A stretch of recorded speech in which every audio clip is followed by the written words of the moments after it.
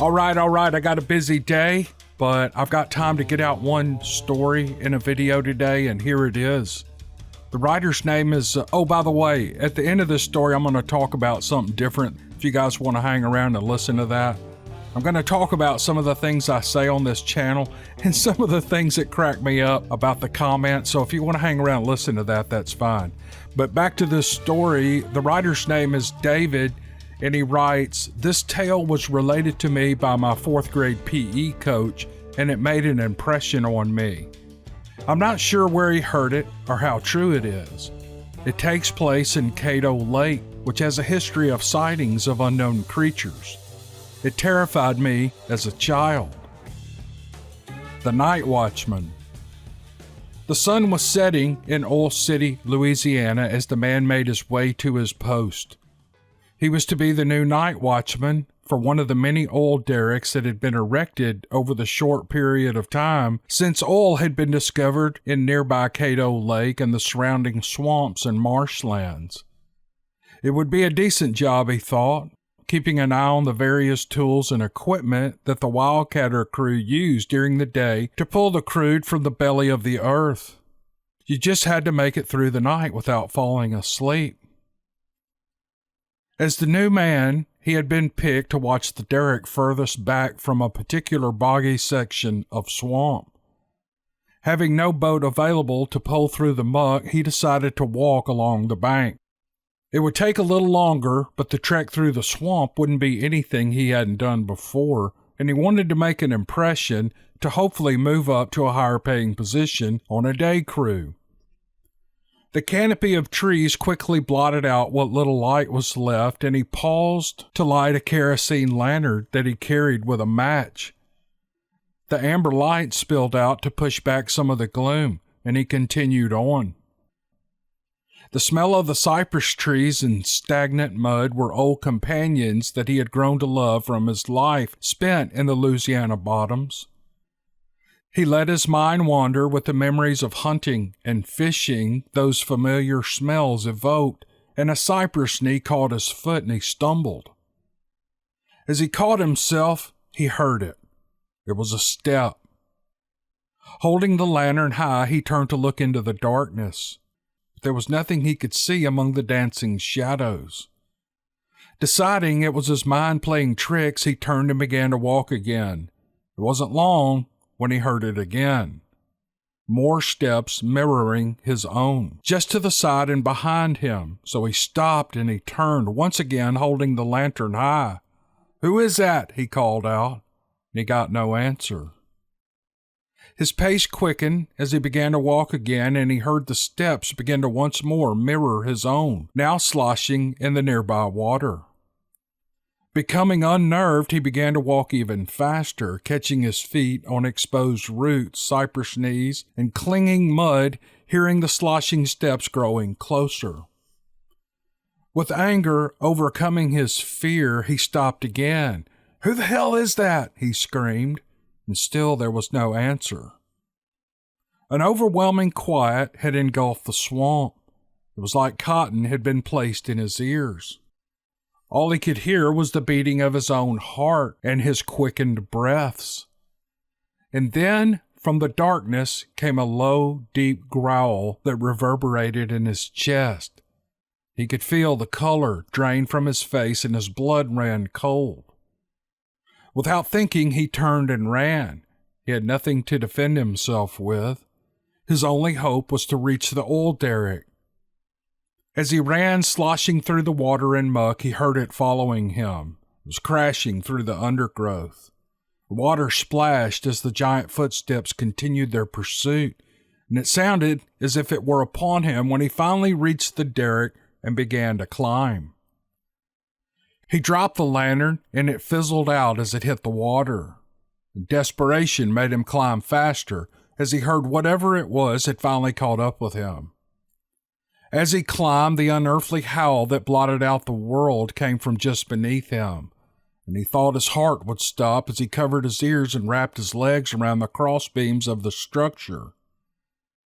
It howled again and began shaking the derrick with what had to be unimaginable strength. It circled him, shaking and howling as it tried to claim its prey. Tears streamed down his face and he climbed higher. He couldn't see what it was in the nightmare-infested gloom as his lantern was out and there was no moon in the starlit sky. This went on all night. The thing circling, crashing, shaking, howling up at him until it threatened his sanity. Only as the golden glow of the sun began to rise did the thing relent. He heard it walking off with methodical strides through the water. As the darkness had vanished and the blue-gray of dawn lit the swamp below, he could see its footprints in the mud where it had circled him for an eternity and then going in a line deeper into the swamp as if on 2 feet. He stayed where he was until a crew came. It took some time to coax him down, and after hearing his story and seeing the footprints, the men were at a loss as to what this thing could be. They retrieved an older gentleman who had lived there all his life, and he knew everything there was about the woods and the creeks and the bayous in the area. He had surveyed the swamp and finally looked at the tracks. A steely reserve came over his face. And then they asked what he thought it was. And taking a steady breath, he replied, "Loup-garou." A confused silence fell on the group as the old man repeated, "Loup-garou," his finger pointing in the direction of the tracks going deeper and disappearing into the dark cypress swamp. Okay, I read that story maybe a couple of months ago, and I couldn't wait to get it on the channel. And I was going to put it in a set of other stories, but I don't have a lot of time today, so I thought I would just knock it out today because it's really a good story. We don't know if it's true. It's a loup-garou, a rougarou, or a dogman or werewolf story. The rougarou is a legendary wolf-type creature that lives in the swamps in Louisiana. I think it has French roots going all the way back to Europe. If you're interested in that kind of thing, it might be worth doing some Googling and find out what the origins of that legend are. I don't know what it is. I haven't had time to dig it up.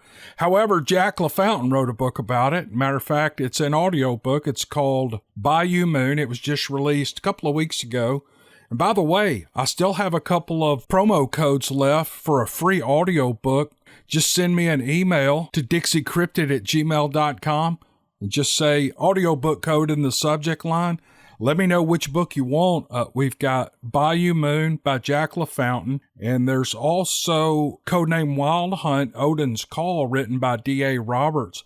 I have a few promo codes left for all of those. As long as I have them left, I'll send them out. But here's what I wanted to say about some of the comments. It's funny to me what some people will comment about. I remember several months ago, probably over a year ago, I did a story a man had sent, and it was set in colonial times. And there was this war going on between frontiersmen who had settled in the forests and fields, moving west, and a clan of Bigfoot. It's a great story. I'll put it on the end screen if you want to hear it. But I remember getting a comment on that. There was some line in the story the guy had written that the Bigfoot had reached in and broken glass. And he said, "Oh, this story's a bunch of bullcrap. They didn't have glass back in the 1600s. Well, of course they had glass in the 1600s. And I could argue that point, all day long, but I don't like arguing with people, so I didn't really I think I did reply to that. I think I said, yes, they did, and I put a link to whatever the glass company's name was. Now, it wasn't the glass that we use today, and I know that, but here's what's funny about that comment. He thinks that story's a bunch of bullcrap because of glass being in the window panes. Never a word about these people having a war with a Bigfoot. So I don't know, it's just strange to me. The Bigfoot never raised the red flag, but the glass in the story did, and I thought that was odd. So this is leading all up to this. Hey, Roxy. My dog's walked up to me here. She wants me to scratch her ear. Hey, girl. Hey, girl. Hey, girl. The last video I put up at the very beginning, sometimes I joke around and I'll talk about things I've got my wife doing out in the yard, and anybody with a brain knows that I I don't really have my wife out changing oil under my tractor or sandblasting engine blocks or whatever crazy thing I think up. But in the intro, I called her my old lady. Now, I'm going to tell you a story real quick. When I was a little boy, this was in the 60s. I grew up in the 60s, and I was a kid in the 60s and 70s, and everybody just knew everybody in your neighborhood. Well, there were some people in our neighborhood, and I heard this guy. I was probably 5 or 6 years old, and I heard this man calling his wife his old lady. So I went home. And I was telling my mom about what he was saying about his old lady. She said, "Where did you hear that?" I said, "Mr. So-and-so said that." She goes, "Well, that's fine if he says that, but you are not to say that. You're not to call her his old lady. You're to call her Mrs. whatever her last name is." And so I learned from a real young age not to, in a serious way, call any woman, a mother, a wife, a grandmother, anybody, old lady, my old lady, his old lady, their old lady. However, I do it sometimes to my wife and around my kids, and my sons are all married and they do it too. And we do it as a joke, and that's why I said it. But I got a few comments about people saying how rude I was and how unclassy I was for saying that. Well, it was just a joke. It wasn't, I wasn't being serious. I don't really call her my old lady. And as a matter of fact, when I do it in a video, I do it just to get a giggle out of her because it makes her laugh. She just gets the biggest kick out of it. And all the things that I think up that I've got her doing that she never does. She would never do those things, and I would never make her do those things. But she gets the biggest kick out of the things that I think up that she's doing.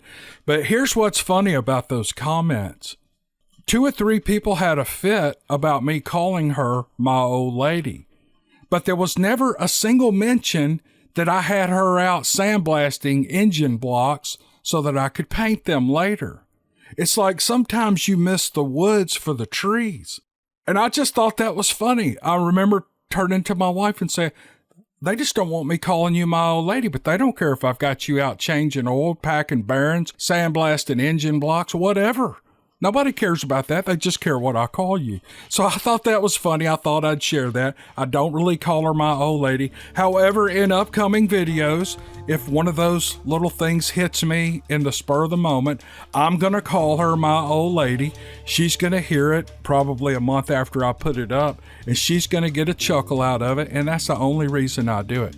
So that's the end of this video. I wanted to explain that to y'all. I hope you have a great week. Christmas is coming up. Hey, you guys, check out my t-shirt shop. There's a link in the description below to get to my t-shirt shop. I think there's time to buy some t-shirts for Christmas. All kind of cool Bigfoot. I haven't paid much attention to my Bigfoot t-shirt shop in the last year or so. I haven't had time, but we've still got tons of cool t-shirts up, still for sale there. So take a look at them. All right, I'm going to shut up. You guys have a good week, and we'll see you on the next podcast. Thanks.